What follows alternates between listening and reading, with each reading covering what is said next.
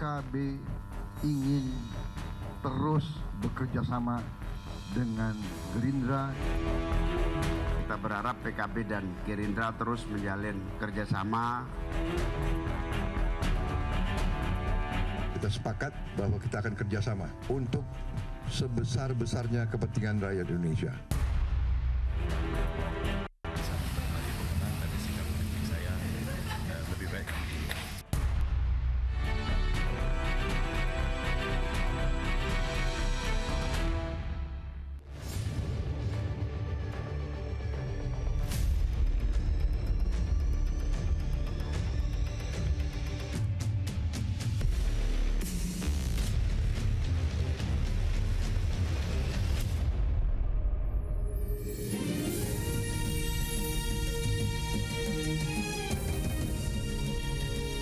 Disiarkan langsung dari studio MNC Conference Hall Ainus Tower Jakarta. Inilah Rakyat Bersuara bersama Aiman Wicaksono.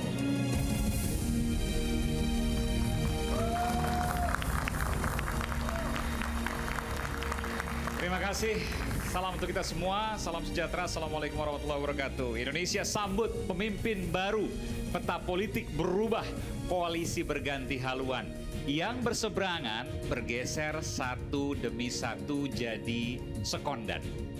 Ramai bergabung koalisi. Mungkinkah Indonesia bakal jadi negeri tanpa oposisi? Saya Aiman Wicaksono. Inilah Rakyat Bersuara.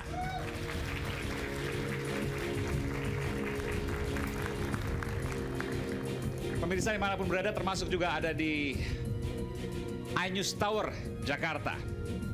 Saya akan mengundang para narasumber untuk hadir di panggung Rakyat Bersuara. Yang senantiasa hadir ke panggung Rakyat Bersuara, pakar hukum tata negara yang kemarin jadi tim hukum Anies Muhaimin, Amin. Yang belakangan merapat ke presiden dan wakil presiden terpilih. Bukan narasumber saya, tapi Caimin ya. Selanjutnya adalah Refli Harun. Bung Refli. Sekarang Babe Haikal duduknya di sini. Anda juga di sini juga nanti. Oh, sini aja ya. Saya tetap mau berseberangan dengan Babe Haikal. Oke.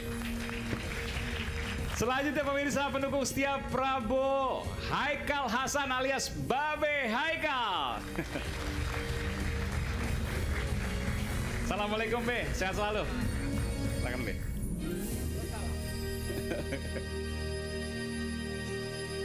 Saya panggilkan politisi PDI Perjuangan, Bung Masinton Pasaribu. Ini lama nggak kelihatan. Pertempuran sudah selesai Bang ya? Siap. Nah, sekarang kita di Rakyat Bersuara, termasuk di dapilnya juga.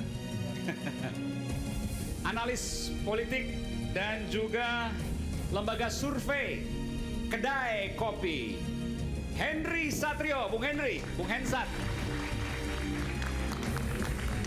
Ini kawan lama saya ini. Ya, sama-sama konferensi pers waktu itu, tapi saya yang laporkan. Silakan. Last but not least, pendiri Lokataru dan aktivis hak asasi manusia, Haris Azhar. Bung Haris. Silakan Bung Haris. Silakan. Ya, kita masih menunggu satu narasumber lagi. Kami masih menunggu dari Partai Gerindra dan juga pendukung Prabowo Gibran. Nanti kita akan menunggu seiring dengan jalannya waktu, nanti kita akan tetap menunggu. Dan pemirsa dimanapun Anda berada dan juga pemirsa di Ainus Tower Jakarta, kita akan simak informasi berikut ini terkait dengan Presiden terpilih Prabowo Subianto berupaya merangkul kawan dalam pertarungan politiknya, dan Pilpres satu persatu dirangkul dan digandeng menjadi kawan sejalan untuk pemerintahan ke depan. Berikut informasinya. Merdeka! Konfigurasi politik berubah usai penetapan Prabowo Subianto dan Gibran Rakabuming Raka sebagai presiden dan wakil presiden terpilih 2024-2029. Tak butuh waktu lama, lawan politik menjadi kawan. Prabowo Subianto satsat merangkul koalisi perubahan. PKB ingin terus bekerja sama dengan Gerindra, dengan Prabowo Subianto untuk mengabdi demi kepentingan rakyat kita semuanya. Kita berharap PKB dan Gerindra terus menjalin kerjasama dalam berbagai bidang. Bukan hanya PKB yang terang menyatakan akan bekerja sama di pemerintahan Prabowo Gibran. Partai Nasdem pun siap menjadi sekonder. Kita sepakat bahwa kita akan kerjasama untuk sebesar-besarnya kepentingan rakyat Indonesia. Sementara rencana pertemuan antara Prabowo dengan Ketua Umum PDI Perjuangan masih sebatas wacana. Namun Ganjar Pranowo mengungkap, PDI Perjuangan akan berdiri di seberang jalan pemerintahan Prabowo Gibran. Belum memutuskan ya, tapi saya kira kalau lihat statement-statementnya Bu Mega rasanya ya, di luar pemerintahan, kan kita tidak kenal posisi. Nah itu saya kira yang penting. Sementara itu, Sekjen PKS Abu Bakar Al-Habsyi menyatakan partainya terbiasa berada di luar pemerintahan. Dirinya juga berharap Prabowo turut bersilaturahmi ke DPP PKS. Rekonsiliasi politik masih terbuka. Persatuan dan kedaulatan rakyat menjadi alasan meramaikan koalisi. Mungkinkah Indonesia menjadi negeri tanpa oposisi?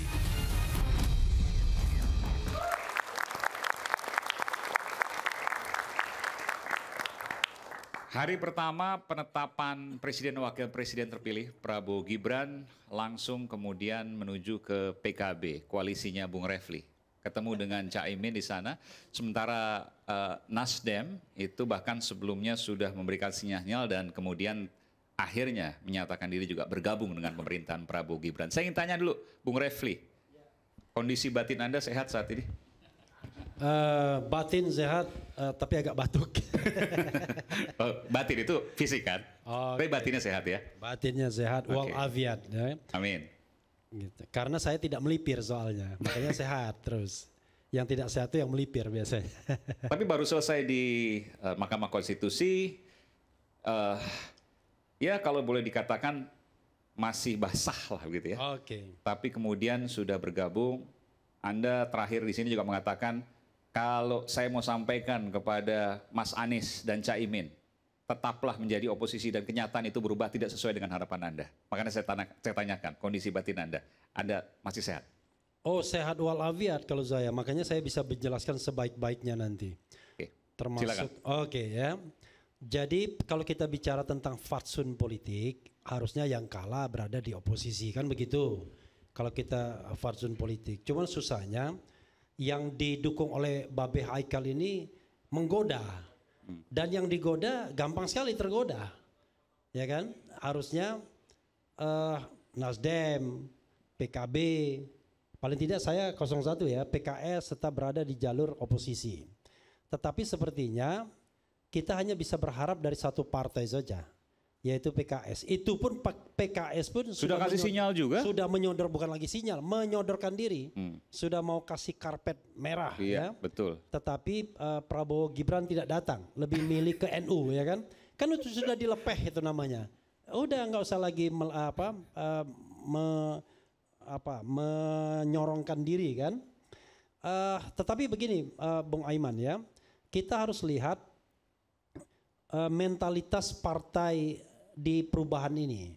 Kan dari 3 partai tersebut, mereka ini kan mu'alaf juga dalam beroposisi kan.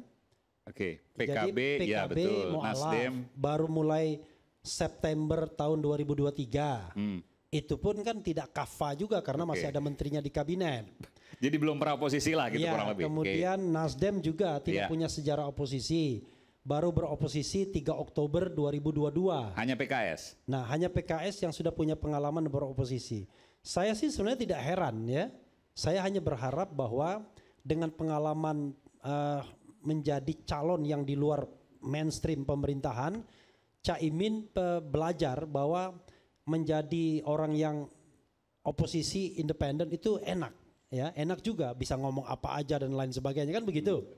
Tidak perlu, cuman masalahnya saya sadar dia bawa gerbong.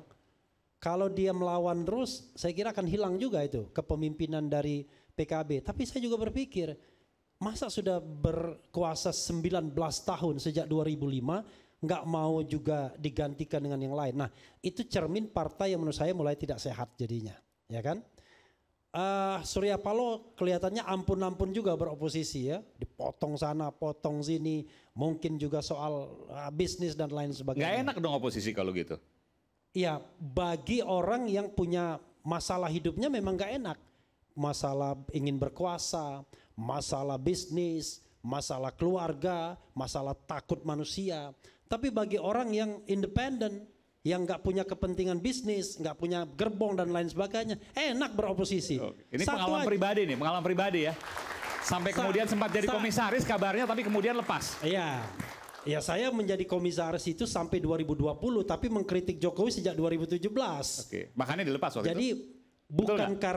bukan karena saya menjadi komisaris lalu diam, enggak. Saya ngomong dan diberhentikan itu soal lain. Tapi yang jabatan yang saya lepas itu diberhentikan tapi memang betul. Yang saya lepas itu adalah staf khusus menteri. 4 bulan saya lepas. Karena pada waktu itu saya tidak mau rangkap jabatan. Menteri apa waktu itu lupa saya? Saya staf khusus Mensesnek Pratikno. Oh, Pak Pratik, oke. Ya, 4 bulan saja. Dan saya lepas karena tidak bebas ngomong. Nah, jadi komisaris utama kita ngomong, orang heran. Wah, sudah jadi komut pun tetap ngomong. Dikritik sana sini saya.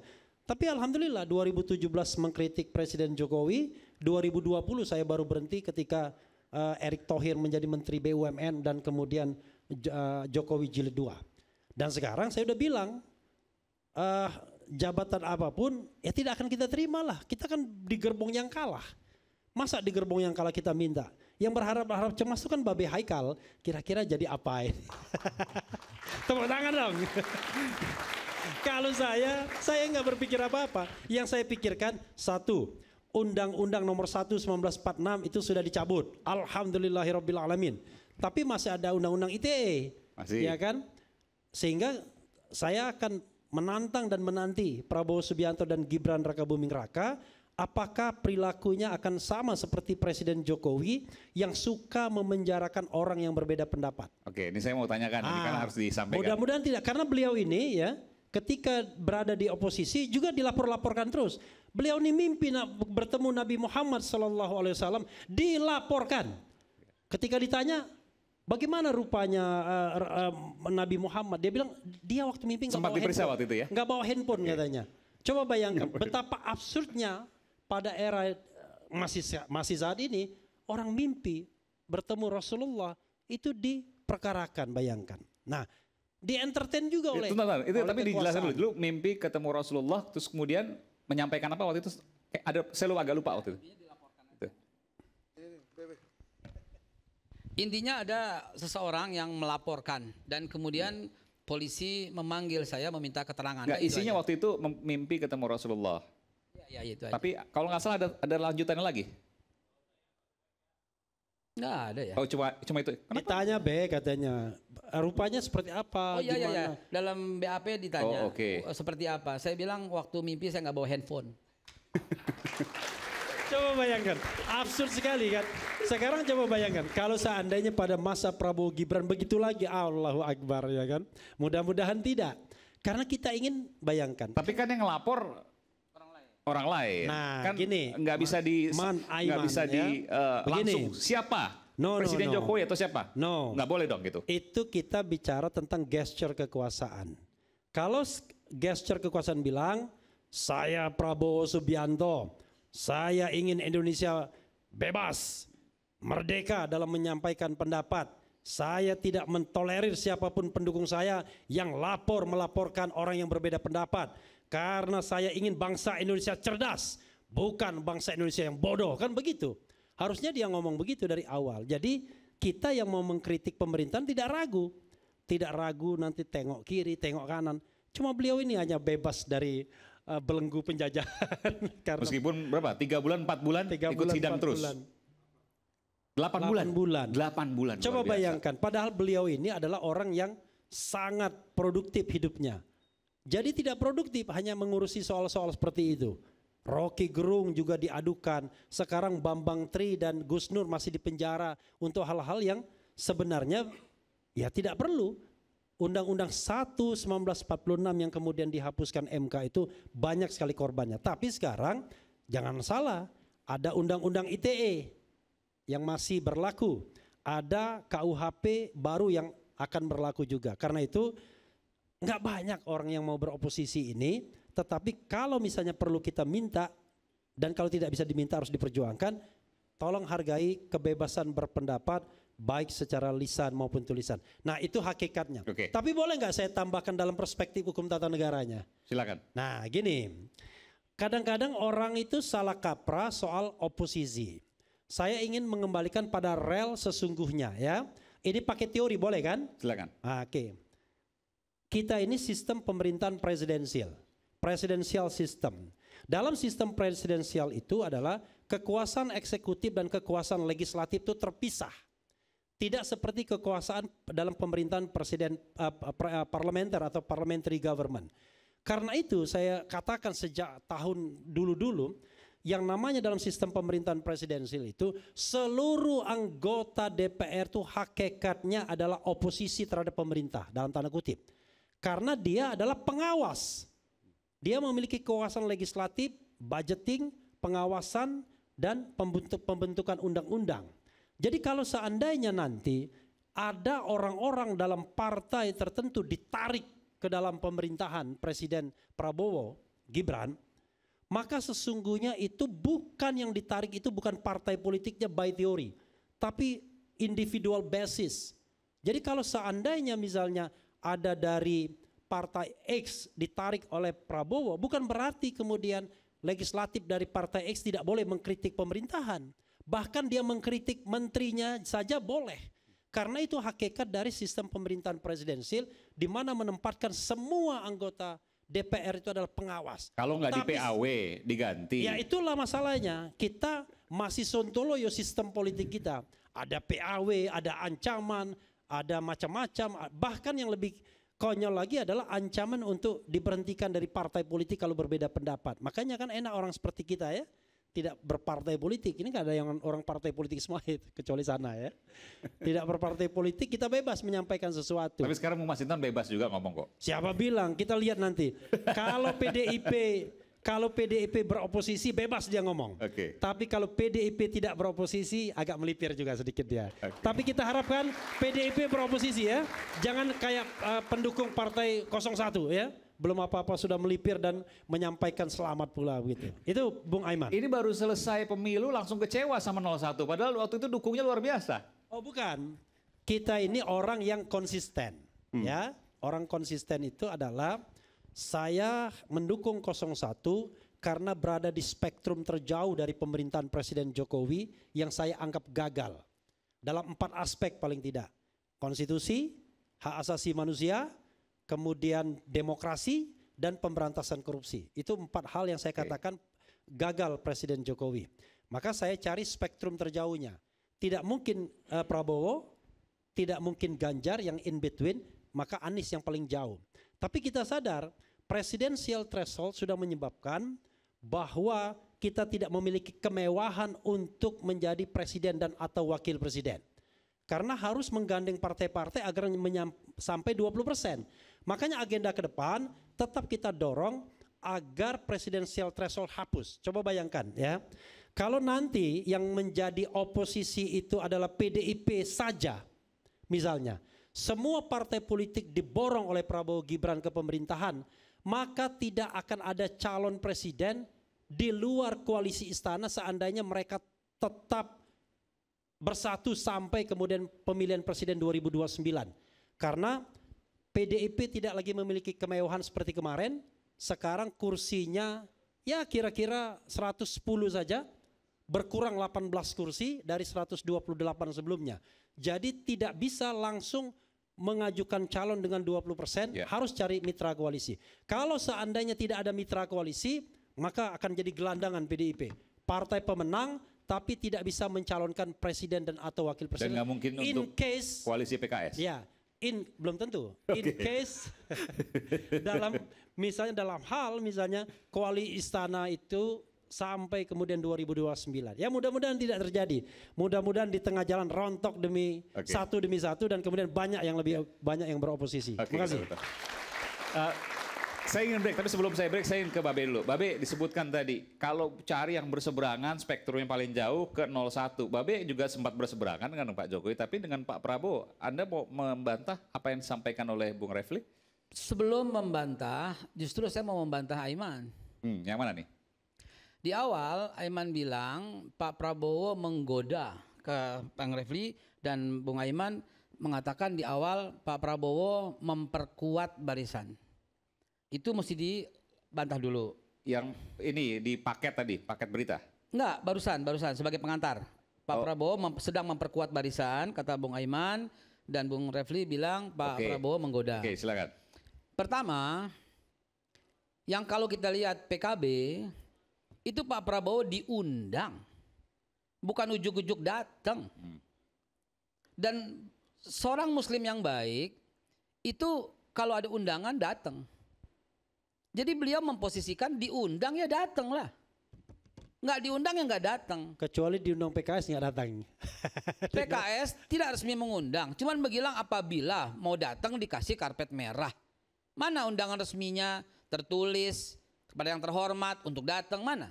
Kalau jelaskan PKB itu jelas mengundang Pak Prabowo untuk hadir.